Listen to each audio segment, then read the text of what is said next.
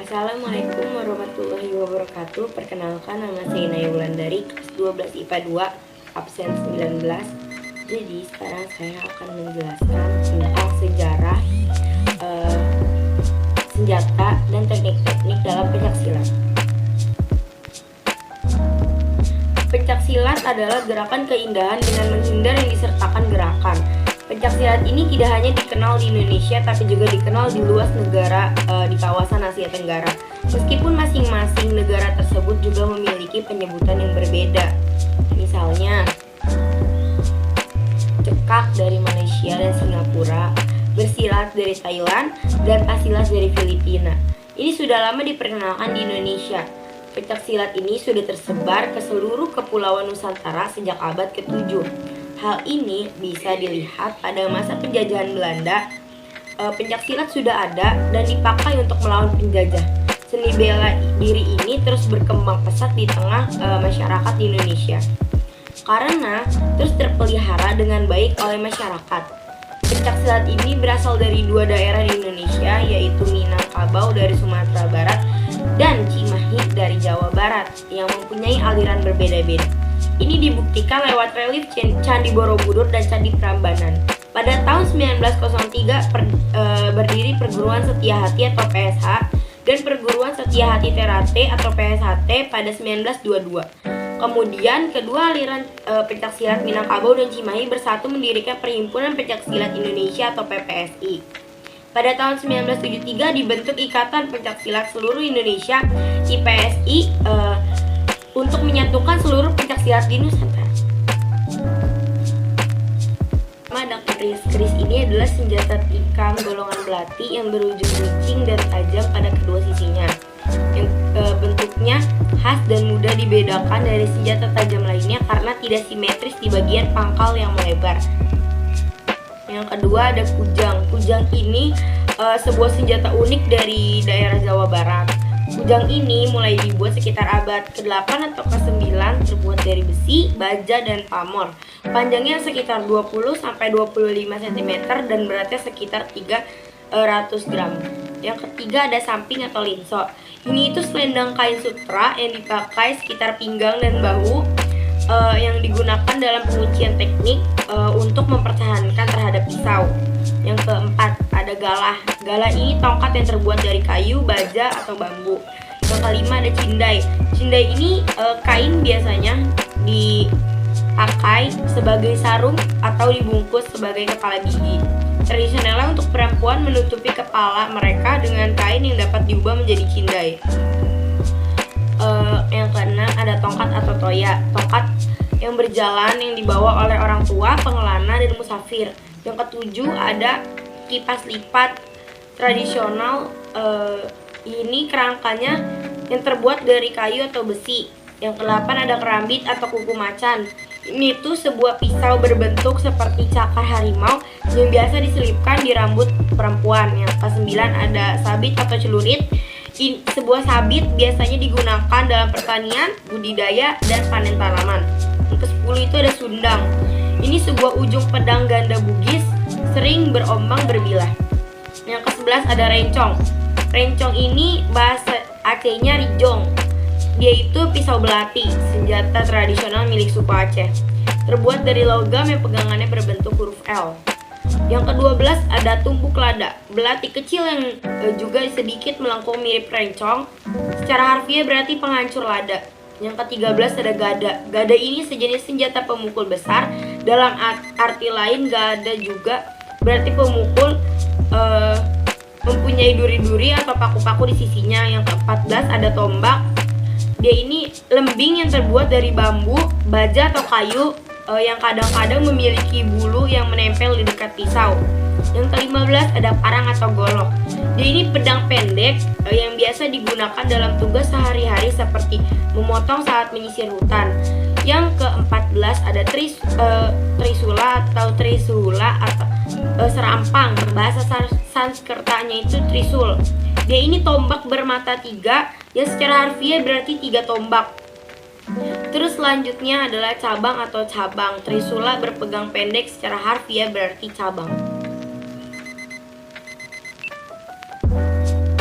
Teknik yang pertama adalah teknik kuda-kuda. Teknik dasar ini pertama kali olahraga pencaksilat adalah teknik kuda-kuda.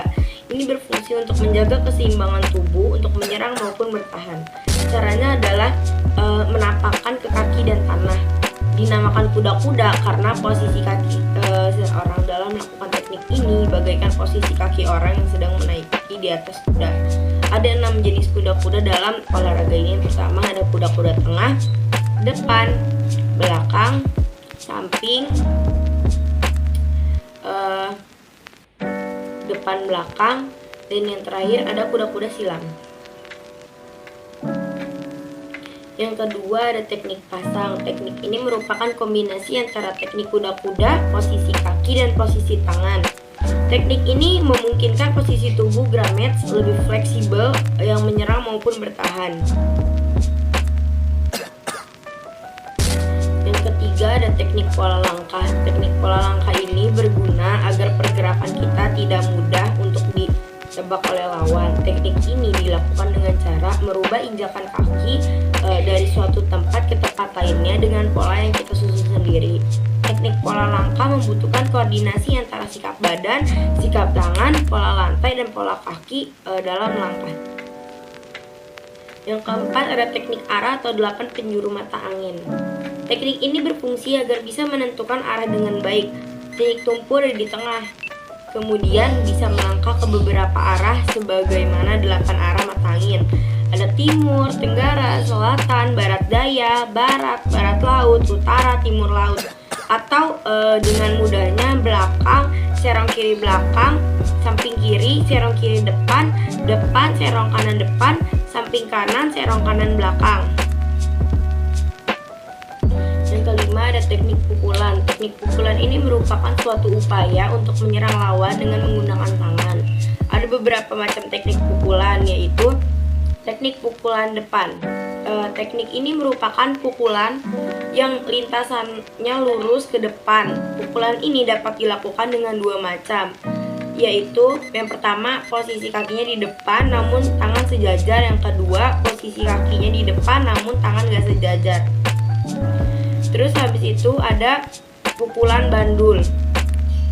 Pukulan ini seperti gerakan bandul, yakni pukulan yang gerakan tangannya dari bawah ke atas, sikunya ditekuk 90 derajat dan kakinya yang sejajar dengan maupun tidak sejajar jadi bebas.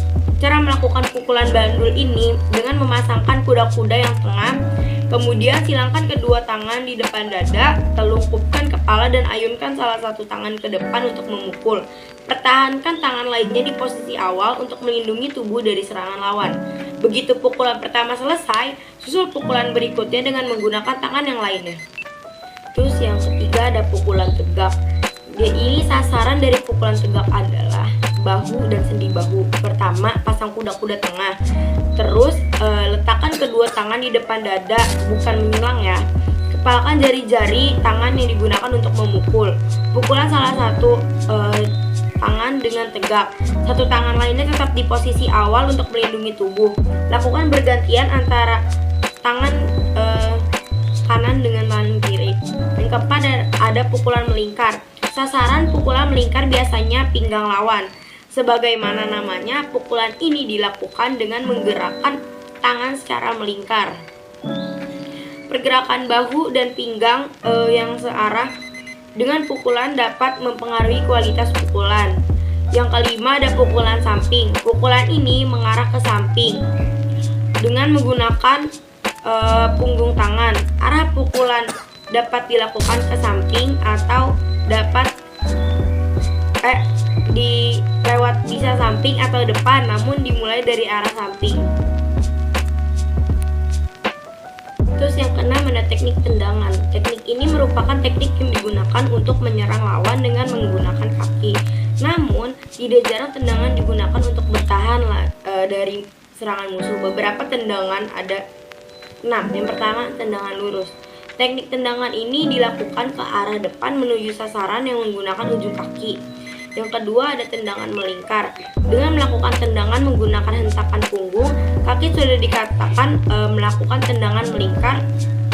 Kemudian kaki kanan ditendangkan ke arah samping bagian tubuh lawan yang ditendangkan bersentuhan dengan punggung kaki.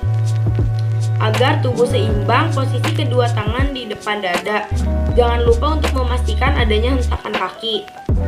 Terus yang ketiga ada tendangan jejak.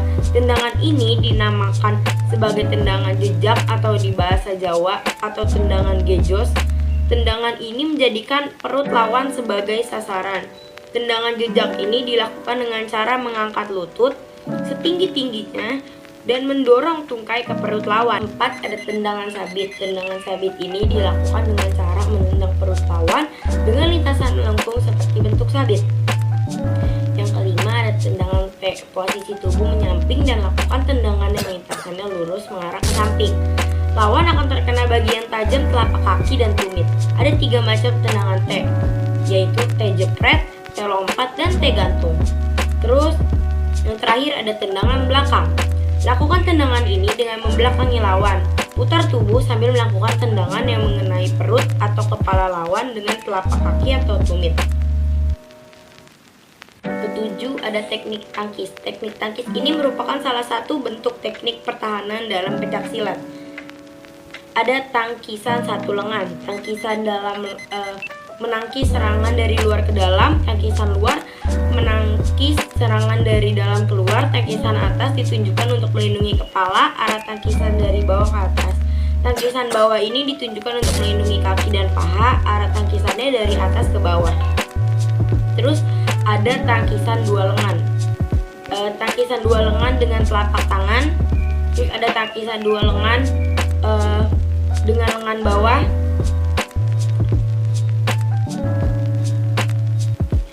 Yang kedelapan ada teknik kuncian. Umumnya untuk melumpuhkan pergerakan lawan. Kunciannya dilakukan dengan membidik bagian tubuh lawan yang vital seperti dagu, pergelangan tangan, dan leher. Yang kesembilan ada teknik guntingan. Gerakan yang diawali dengan menendang kemudian disusul dengan jepitan. Begitu tergunting, lawan akan mudah untuk dijatuhkan dan dilumpuhkan. Yang ke-10 ada teknik berbaring. Teknik berbaring ini berfungsi untuk mengasah kemampuan jatuhan sekaligus sebagai salah satu cara pertahanan diri. Ada 3 jenis teknik berbaring, yaitu teknik berbaring terlungkup atau jatuhan depan, teknik berbaring miring atau jatuhan samping kiri atau kanan, dan yang terakhir teknik berbaring telentang atau jatuh ke belakang. Sekian video penjelasan dari saya, selebihnya mohon maaf. Wassalamualaikum warahmatullahi wabarakatuh.